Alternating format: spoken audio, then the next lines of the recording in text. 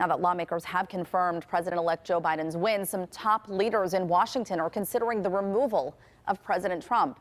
As John Shumway is here to explain, some of those considering the major step are close with the president. And that is because those are the people who would have to do it. There are reports some members of the president's cabinet are discussing invoking the 25th Amendment to remove him from office. Now, in order for that to happen, the move would have to go to Vice President Mike Pence. He would have to ultimately sign it. He was asked about the possibility as he made his way through the Capitol. He declined to answer, declined to acknowledge the question as he walked. Now, aside from the unnamed cabinet members, several Democratic lawmakers have also called for President Trump's removal based on what happened yesterday. Now, the 25th Amendment of the Constitution allows the president to be removed if he is unable to do his job. Now, nothing formal has actually been presented to the vice president to be signed.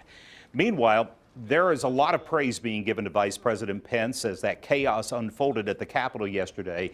He is credited with playing a key role in calling for the National Guard to help quell the violence. A source says that President Trump initially resisted involving Guard members. And a statement by Acting Defense Secretary Christopher Miller suggests that Pence gave the final go-ahead for the Guard. Miller's statement did not indicate that there was any involvement by the president.